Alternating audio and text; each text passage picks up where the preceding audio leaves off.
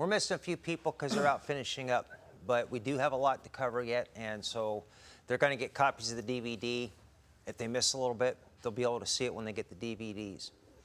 Went out with Eric, and we tuned the Escort O2 circuit. And I have a problem in that I assume that when I say tune the vehicle, that everybody knows what I'm talking about. And so to try to get more specific about what the heck I mean when I say tune the vehicle, I've done a lot in this class to try to cover step by step exactly what's involved. Now, Eric was driving the Escort. I was working the screwdriver as we adjusted the 3XO2 circuit. And when we were done, while we were driving, Eric made a lot of comments about how things were suddenly becoming very clear that were ambiguous before. There was little subtleties that came to light. So I wanted to ask Eric a few questions. The difference between a real serious loss of power and the full power, was it as wide as you thought it was? No, it was not. No, it really was not, no. So it was a lot more subtle. Yeah, I mean, we started out, well, we first assumed it was going to be higher than the 0.16 center line for the O2, so we started out about 0.25, I think. Yeah, a quarter of a volt. And we felt some surging, so we came back down leaner, and it was almost eighth of turns you were going. And I could, the more I drove, the more I felt what the vehicle was doing when it was jumping from closed loop to open loop, and I could feel the difference in the power surge.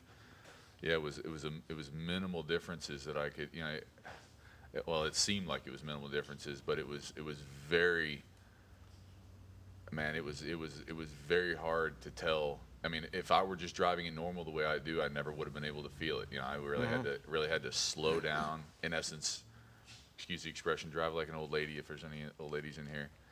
But it was tricky, You had to focus. You had to get into a fine-tune mode. I really had to basically don't feel the car. Yeah, I mean, it was so and just lightly depressing the pedal and keep going a little bit farther down, and I could feel the power, and then I could start to maybe feel a little bit of a surge, almost like a lean breakdown maybe, and then all of a sudden it would move, and like it would pull. And I'd look down and it would say open loop. And I could feel immediately, oh, there was the change. And the more little eighth of a turns we gave it, a little eighth of a turn, the smaller that little change got. And it was like, man, I can still feel it, but it's getting, again, if I wasn't paying attention, I wouldn't, there's no way, it really had to be looking for it.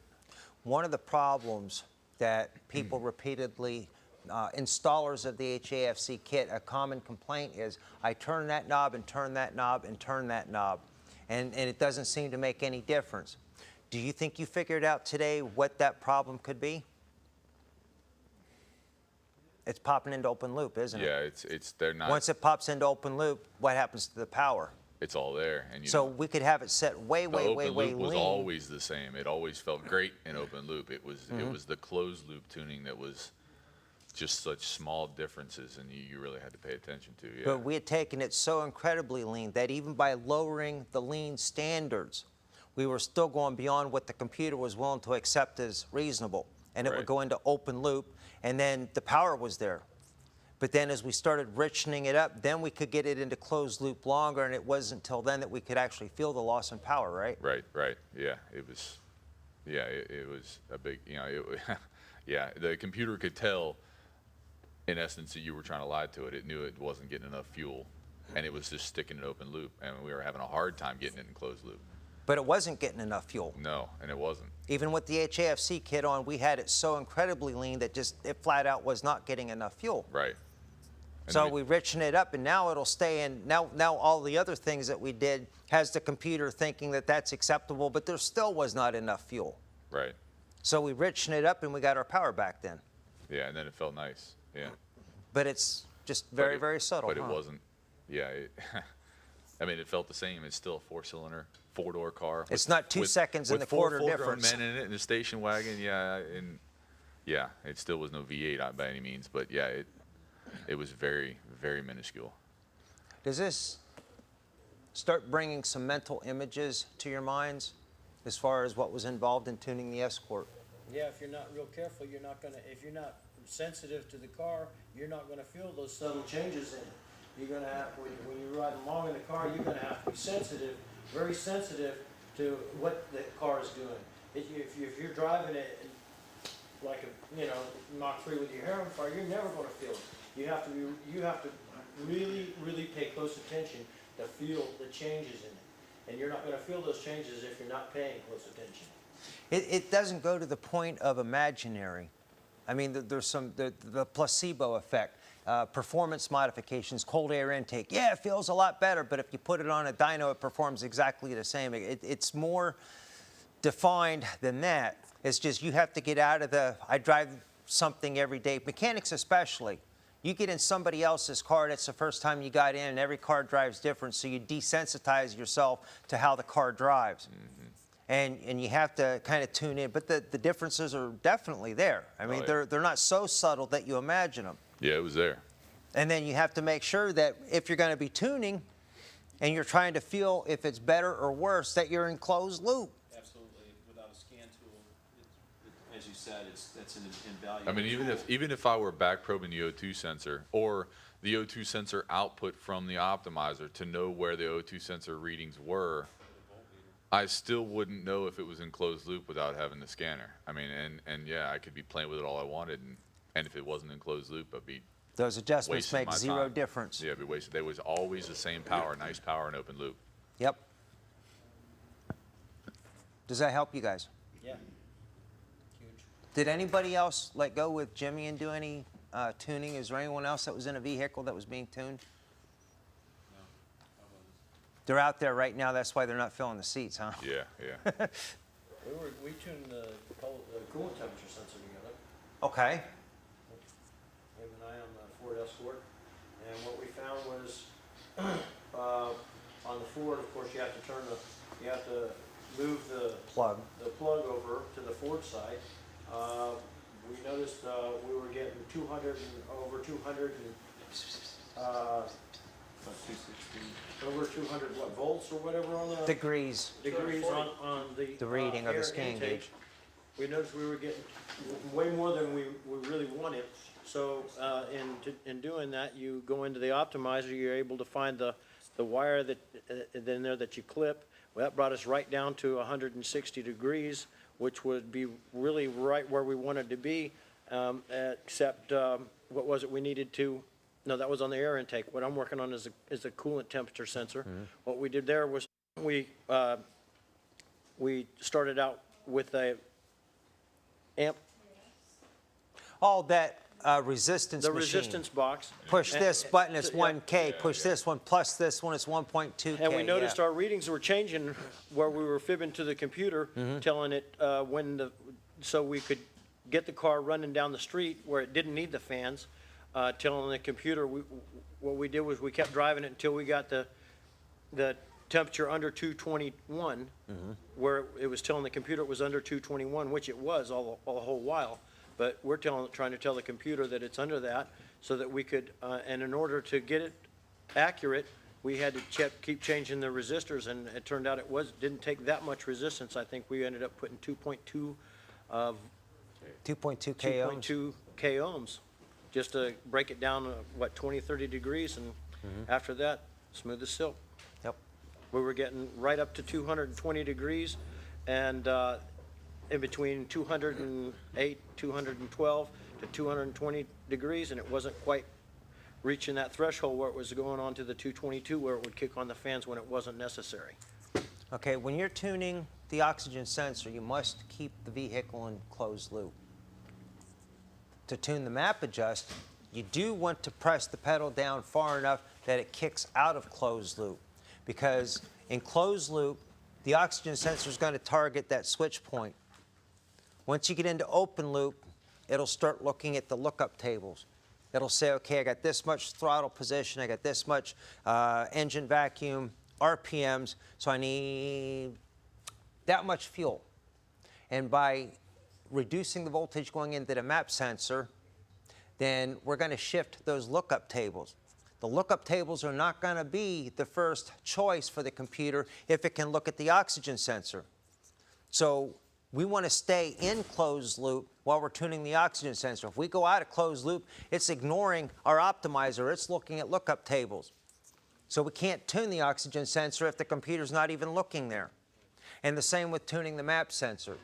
If we're still in closed loop, we could be leaning out that map sensor like crazy, and it's still going to have the appropriate power because the computer's then going to technically richen up the mixture versus what the lookup tables say. It's richening it up so that the oxygen sensor is satisfied.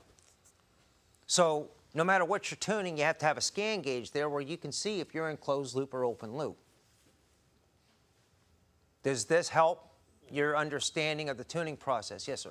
Well, the Honda that we were working on, we had to... Excuse me just a moment. Would you pass the microphone back? Thank you. The Honda that we were working on, we used the Mac scanner and we put it into vehicle-specific mode, and it kept dropping out of closed loop and going into open loop on the scanner itself, but the vehicle wasn't actually doing that.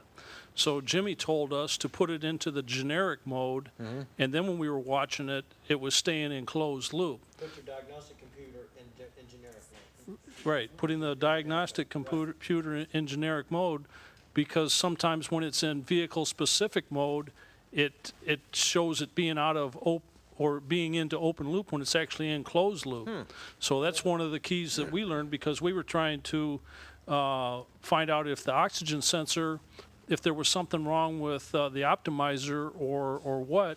So Jimmy had us clip the wires going to the oxygen sensor at the optimizer and just twist them together to put the vehicle back to normal. And that's when he realized that it was because of the scanner being in vehicle Because it specific. did the same thing. It's still, the scanner still read open loop, open loop. Exactly. So when we And, put it okay. in generic mode, then it showed it being in closed loop, and we could see that our values were where they belonged all along, but the scanner Then you was hook lying the to us. optimizer back up and things worked great. Exactly. Beautiful. Anybody else have any comments, experiences, The questions? difference between generic and specific on his computer, what he's trying to say there is, he's going straight to the Honda on the specific mode, but on the generic mode, he's going to the global, which is, yeah, that's what he means by generic. You're going to the global There's two instead of, sides of any computer. yeah, any computer, you can either go to the global or the generic, or the. Did you have more to say? I'm trying to get you folks I just wanted involved. to make that clear because. What impressions I'm getting is that subconsciously, the people who have gone through the class kind of separate themselves from the people who are teaching the class, and they tend to think that there's this major distinction, like, I know, we got our act together and they don't or anything, and it's not really the case. So I'm trying to get the student body involved in a discussion so that your thoughts can be brought forth. It's just like an FAQ page, frequently asked questions. If you've got these concerns, someone else probably has them also. So if there's questions, concerns, or insight that you've gained that you can share, your version, the way you word it, may help somebody viewing the tapes later to better understand what they otherwise could not. One of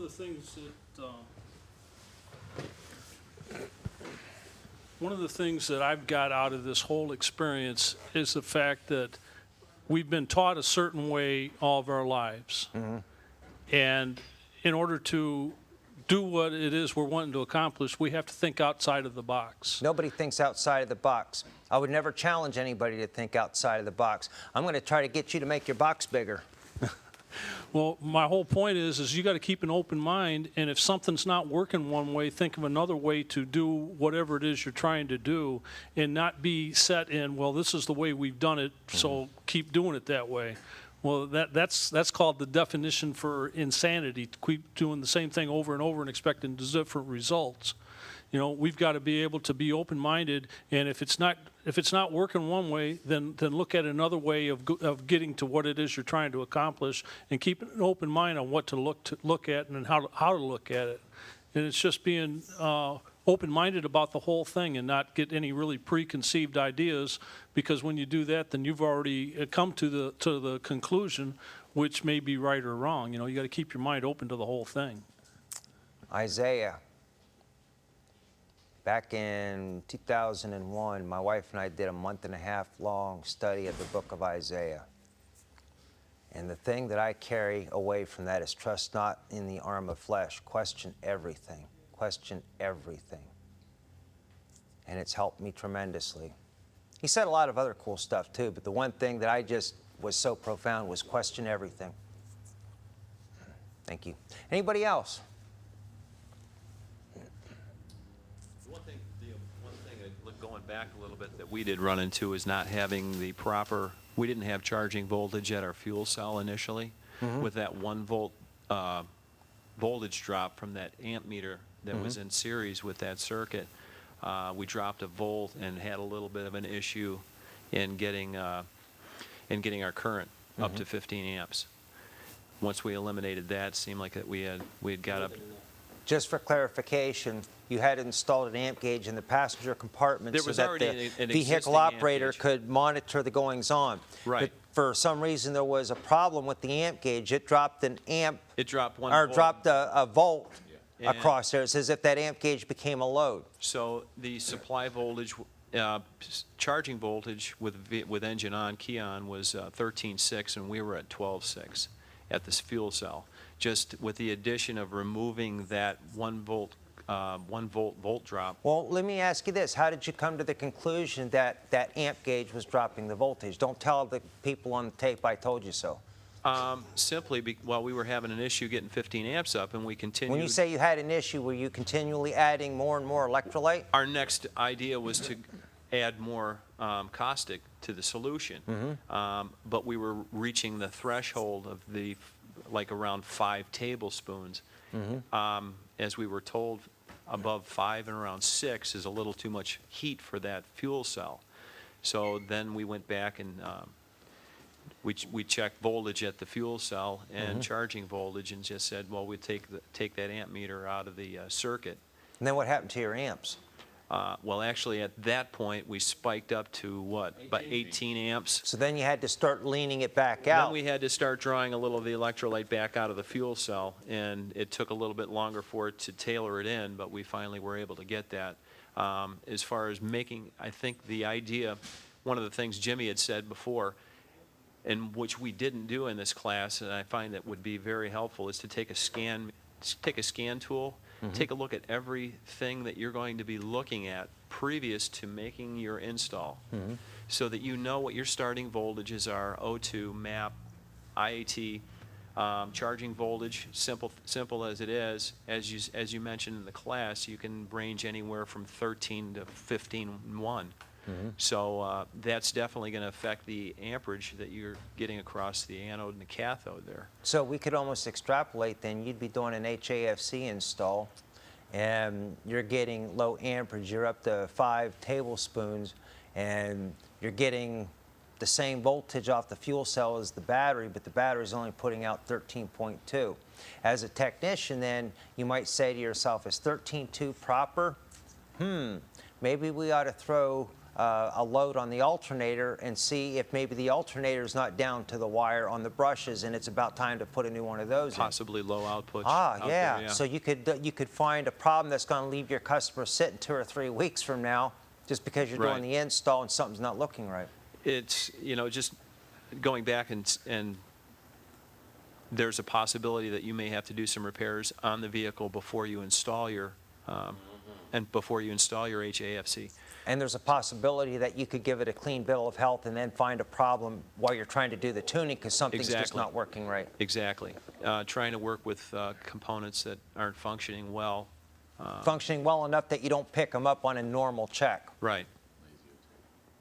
A lazy O2. Lazy O2, A an O- partially clogged catalytic converter that's just not obvious. Right. An alternate. If you An have alternator output that's low Yeah, already. if you have one just of at the- your diodes in your diode trio that burns out, you got a floating AC wave that's going along there. Exactly. That floating AC wave is going to do havoc to the computerized components Right, because all your references are just going like this. right. good idea to have all those values down before you do your install. Then you've got, As far as I'm concerned, if you've got a vehicle with over 75. Microphone. As far as I'm concerned, if you've got a vehicle with over 75 or 80,000, it's got the original O2 sensor on, that ought to be one of the first things that you do. I mean, it's part of a tune-up, you know? And if it's got that many miles on it already, the chances of it working properly in the system isn't gonna be as great as if you put a new one on and we're back to ground zero with it. You know, it's like all the other stuff that we've done as far as putting in spark plugs and, you know, getting the engine at optimum operating condition by putting in all this tune-up stuff. I mean, you know, if you don't do the basics, adding this is going to be not as great as it could be if the engine was running where it should. results would be diminished. Yes. Or just lousy. Speaking of oxygen sensors, typical oxygen sensor is supposed to be good for 60 to 80,000 miles. And while we were test driving the Escort, we noticed that it kept popping into open loop incessantly. And even after we got the optimizer back to where we know it's supposed to be, we could actually watch the voltage hover low, hover high. The switch rate was nowhere, so it was getting slow. And there was only a little over 60,000 miles on that Escort. So if you're just looking at the mileage, that O2 should have been just fine. But it really needs to be replaced. It still functions. It's not throwing codes. It even goes into closed loop. But it's getting real slow. They may be getting lazy at that point. And there's what, 64,000 on that? 64,000 miles about, yeah. I had a question that I noticed here in the book where we have the mass airflow offset works similarly, but is designed to work with different mass airflow sensors. Here we got one of them. Mass airflow sensor are voltage based. Okay, some MAP sensors are frequency based. I wanted to know what the difference there is. Okay, the difference is General Motors mass airflow sensors put out a frequency. It's a high-low DC frequency, but it's a frequency nonetheless. There's a few mass airflow sensors out there, mostly on the Asian imports. And on the handout, the Optimizer 4X description, number 6 and number 7 would handle the mass airflows. Some of them will put out a varying DC voltage, just like a MAP sensor. A MAP sensor, you put 5 volts in, you get somewhere between 0 and 5 volts out, and as your load changes, your vacuum changes, that voltage changes, but it's just, I mean, if you keep a steady load, you got a steady voltage coming out, not a frequency. And there's certain mass airflow sensors that do the same thing. I mean, you hold a steady throttle, steady load, steady speed, you get a steady voltage coming out. But they're 12 volt based. You got 12 volts going into them and not 5. And so what we did is we have one wire that's going to give you an adjustable 5 volt VREF. We have a second wire that's going to give you an adjustable 12 volt VREF.